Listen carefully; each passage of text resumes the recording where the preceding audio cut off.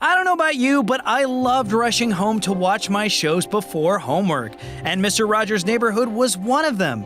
Fred Rogers felt like the friendliest dad or grandfather on the block. So warm and welcoming of all kinds of people, it's no surprise that millions of people grew up knowing the phrase, "Won't you be my neighbor?" He always gave somebody a chance to just be special on their own without any expectations. Here's everything you need to know before you go. He was just this beloved figure who saw goodness in everybody. Fred Rogers was a major presence in children's TV programming for more than 50 years. He was inspired to create children's content due to his own childhood experiences. He was a shy, sickly, and lonely child, but came out of his shell in high school. His goal was to always encourage and nurture children to become their best selves, which led to his first show in Canada from 1962 to 1966. And for all of you young kids out there who have never seen an episode, let me fill you in. Mr. Rogers' Neighborhood aired on PBS.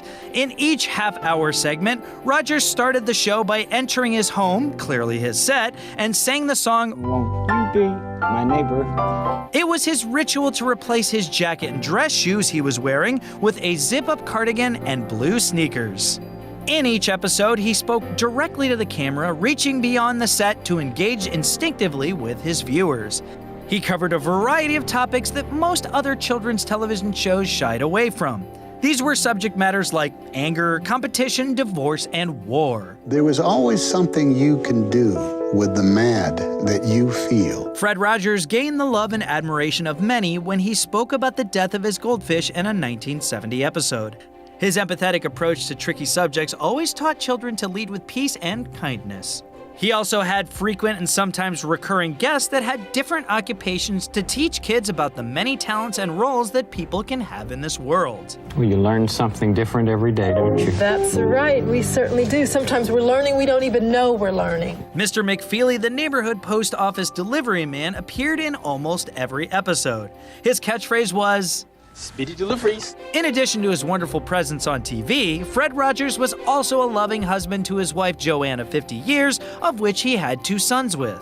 He was known for having a spiritual life as well, studying a variety of faiths and culture as a Presbyterian minister. His legacy includes dozens of books, both for children and adults, and the release of a number of musical recordings. And in 2001, he was awarded the Presidential Medal of Freedom. He also earned a Lifetime Achievement Emmy and was inducted into the Television Hall of Fame.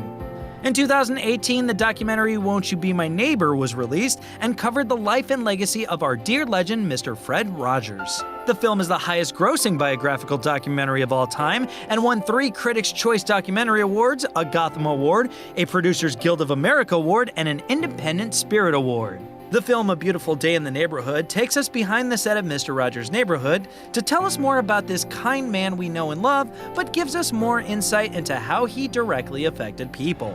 You love broken people. Like me. Sometimes we have to ask for help, and that's okay. I started looking at many hours of the half hour of Mr. Rogers' Neighborhood. I read the scripts, his handwritten scripts of the shows, but rather than try to go with a microscopic mole-for-mole imitation of Fred Rogers, it was a cadence, a quietness, a slowness. He looks adorable as Fred. He looks wonderful. Fred Rogers was a huge fan of Tom Hanks. It's a very needful film right now. He leaves behind a legacy of peace and compassion that serves as a teachable wisdom for generations to come. Hearing Fred's voice is really reassuring in these times. There's something about his message that feels more important now than ever. So now you know, and now you can go see A Beautiful Day in the Neighborhood in theaters November 22nd.